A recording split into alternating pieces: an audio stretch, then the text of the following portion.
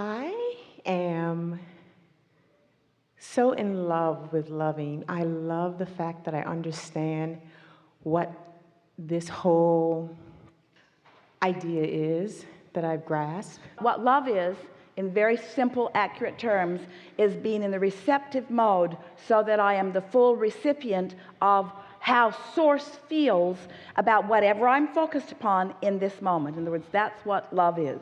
It's pure Source flowing through you, unrestricted. Yes, and I love knowing that I have the ability to be unconditional with my love.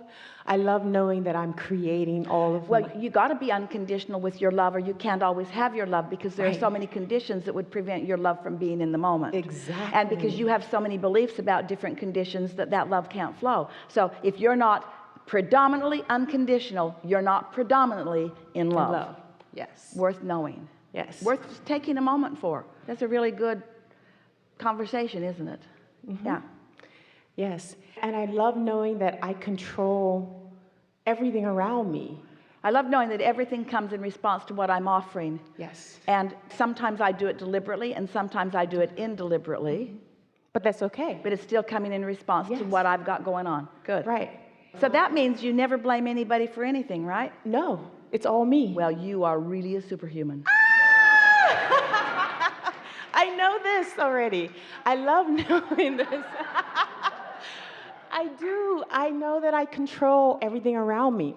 I know that the contrast that comes into my life, I put it there, and it's okay to be there. And let's say something more about it. You didn't put it there because you're bad at creating. You put it there because there is benefit in it, because expansion comes from variety and from focus, and contrast causes you to focus. And now you know what you know. There's no risk in focusing. No If you don't know what you know, right, then it feels a little risky to focus. But when you know that you have the ability to put your attention wherever you want it to be. So I have a question for you.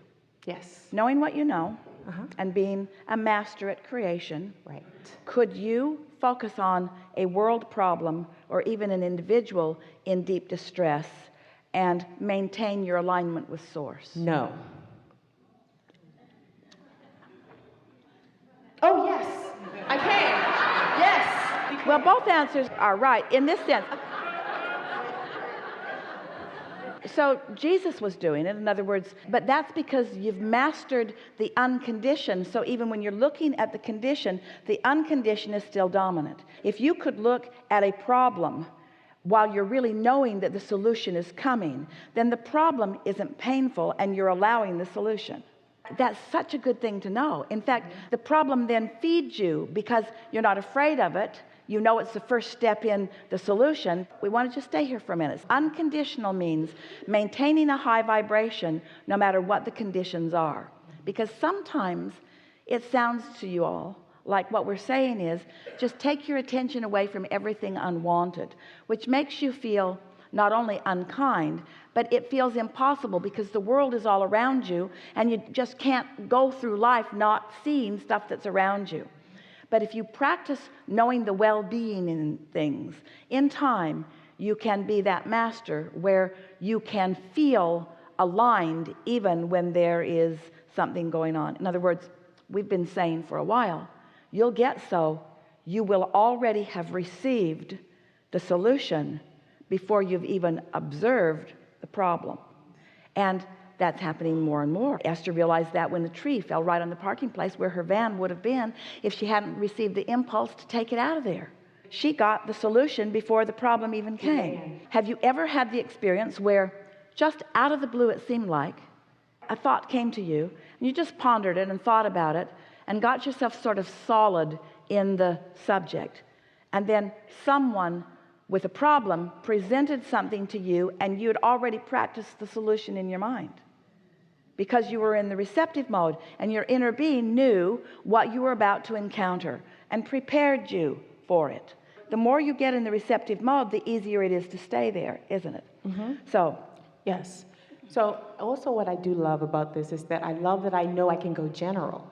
when things don't feel good. Well, those are the techniques. Yeah, Those are the techniques of staying in the receptive mode. And so the rule of thumb is be as general as you need to be in order to feel good. Be as specific as you can be in order to feel the thrill of the momentum. It's sort of like Esther. She got this little Audi R8 and she could not believe how it felt to be in it. She couldn't believe how the engine felt to her as she heard it. The harmony of the contraption was unlike anything that she'd ever experienced before.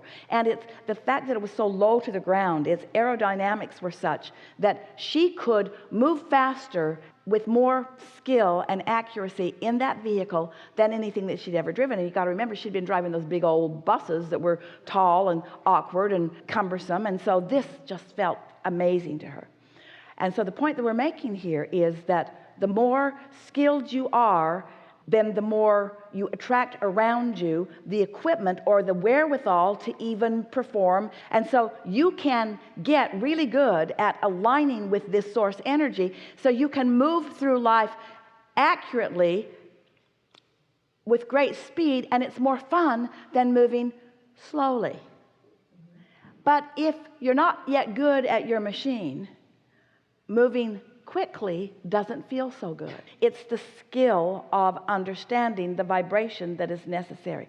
And the only way you can do that is by getting behind the wheel. So that getting behind the wheel in what we've been talking about today is by making the association all day, every day, maybe hundreds or thousands of times in a day, of what's turning out and what the vibrational genesis or the thought genesis of it was.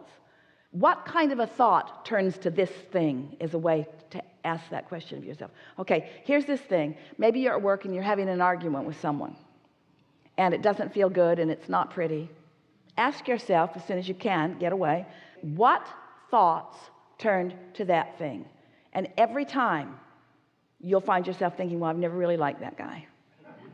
And when we first met, we got off on the wrong foot. And every day he does some stupid thing that just annoys me. And in the lunchroom, I talked to that other guy, and they don't like him either. And I looked at his work, and his work really is shoddy. And I don't even know why he's still working here. When you think about it, it's not too hard to figure out how those thoughts turn to that thing, you see. Or let's say you get fired. Doesn't feel good. What thoughts turn to that thing? I've never liked working here. Or I've resented not getting paid as much as I deserve. Or they want me to do things a way that seems stupid to me. I know a better way to do them, and I'm not going to conform to their way of doing it. There's always so much vibrational evidence to support every single thing that happens to you. Every single thing that happens to you. Every single thing that happens to you. Everything that becomes a thing, an event, a relationship, a circumstance, a material object, everything that is becoming in your life has a vibrational root that if you will pay attention, you can begin to modify those vibrational roots to get results that please you more. Again, we want to emphasize, we're not encouraging this for the different results only, although the different results are really lovely, aren't they?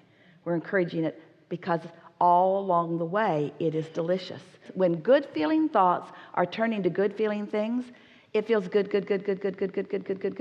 all along the way. When not good feeling thoughts are turning to not good feeling things, feels not good all along the way. You know it's true. Don't you know that's true? Do you know that's true? You're awfully quiet out there. No, I know. You know it's true. Yeah. So another thing that I'm great about, I've realized, is that I'm doing less and getting more. Before, I did so much more and did less. That's what the leverage of alignment is. So it works. When you allow yourself the alignment, now that's what clarity is. That's what being in the right place at the right time is. That's what impulses that pay off are. People come into my life. That's what attraction is. It's amazing. Yes. Yeah, and I'm an actress too. I'm just meeting so many people. I booked my first national. Woo! And then also they called me to book another day. All this stuff is happening, and all I'm doing is feeling good all day. Have you ever heard the expression, the better it gets, the better it gets, the worse it gets, the worse it gets? That's what we're talking about here, isn't it? The better it gets, the better it gets, the better it gets. Now, we want to give you something that will help you to keep it getting better. The better it gets, the better it gets. The better it gets, the better it gets. So, the better it gets, the better it gets. The better it gets, the better it gets. But there's a tendency to then be focused upon the getting instead of on the feeling, and then in the middle sometimes of the better it gets, the better it gets, some old residual not so good thing gets. You got to stay focused upon what you're doing from the genesis. In other words, because things are on the way to you because of vibrations that you've been practicing, and sometimes it feels like they're blindsiding you just a little bit. So when we say the better it gets, the better it gets, if you will just do this one small thing, it's just a little understanding in this whole process. The better it gets, the better it gets. Focus upon the better feeling, not the better getting. Because if you'll focus upon the better feeling, you'll be able to stay in control, because it's unconditional. The better feeling is unconditional. The better it's getting is conditional. And there's still some stuff out there that when you focus upon it could mess up your vibration. Did you follow that? That was really a distinction of fine-tuning that, if you got it, will save you time in the unfolding, in the becoming of things that you care about. Good, really good.